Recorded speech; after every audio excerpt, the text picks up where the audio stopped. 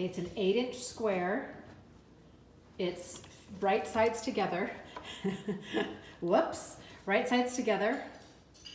And we've tried to find, I had some very good quality brand new sheet that we're using as the inner, because the thicker the weave or the tighter the weave, the higher the thread count. Actually, higher thread count is not always a good indicator, but if you look through and you see light, then that's less quality. So we're doing, you do right side together.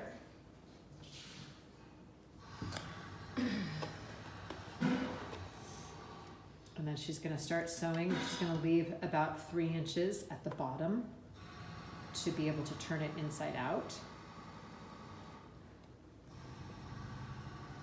So she's found that instead of putting it right at the edge, if you put it right there, it's better. So, or you can put it right at the edge.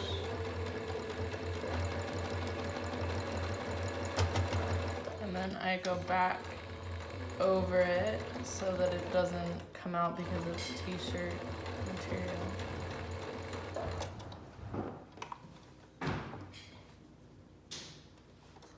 And then this side. I should show you occasionally.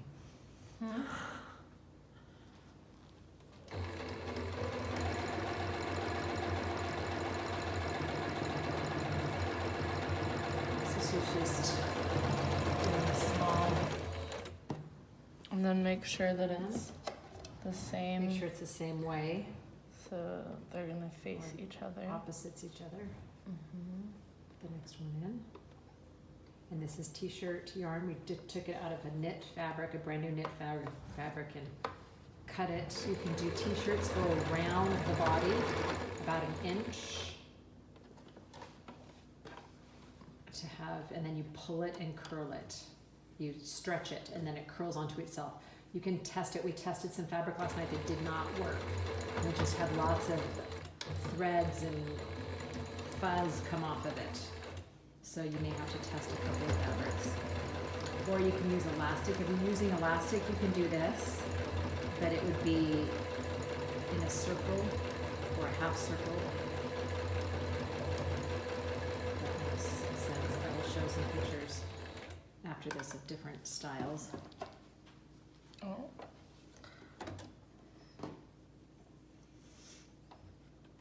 There she goes with the next one.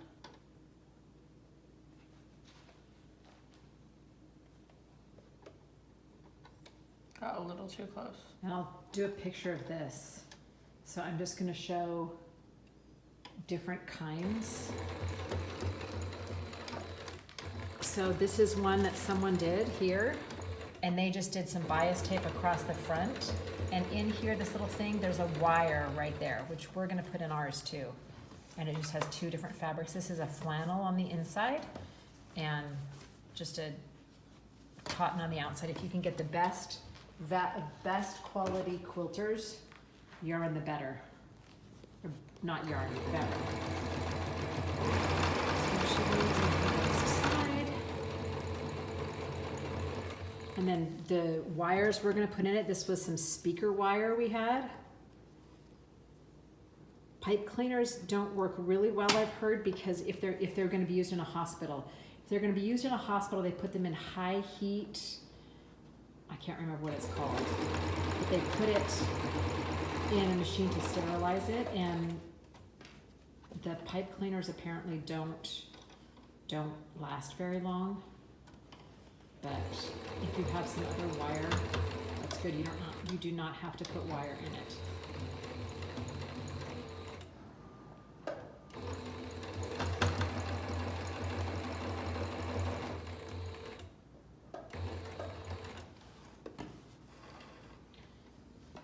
So there it is. So it's got all this strings coming out the bottom. And then she's gonna turn it inside out, and I'm gonna go look at other things while she's turning it inside out. Do I need to videotape you turning it inside out? No. It's actually quite easy. You just kind of turn it in and then you pull at the edges. So these are a bunch of other masks. Some people use elastic, and like I was saying, in a C, this is what it would be like. You'd put it in the edge when you're doing it inside. This is all done inside. This is, well, it's not another pattern. I need another pattern. People have done all sorts of different things, but if you have two different fabrics, that's good, because then people will know what is the front and what is the back. Okay, I'm trying to find a different, okay. Here's a different mask here that I've never seen this kind before.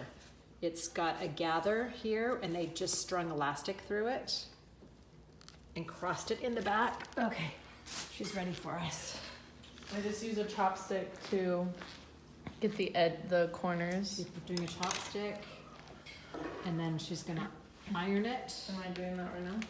Well, just so she irons it and puts in 2 pleats. We found that 3 pleats is really So difficult make to sure do. that part where it was the hole is down. You're gonna iron that, and you're gonna want the strings to be sticking out like this, and then you line it up and just try to make it as even as possible,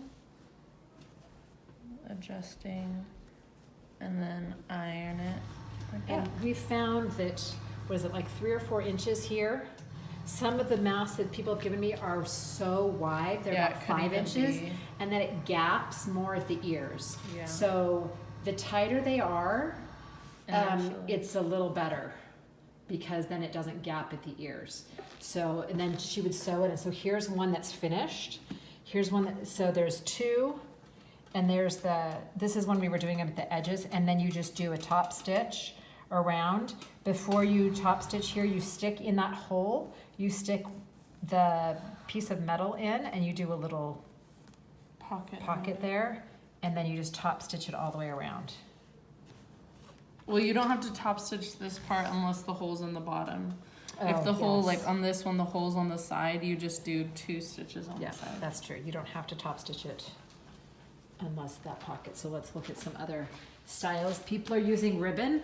We found that some of these shiny ribbons, though, don't tie very well. They're really hard to tie.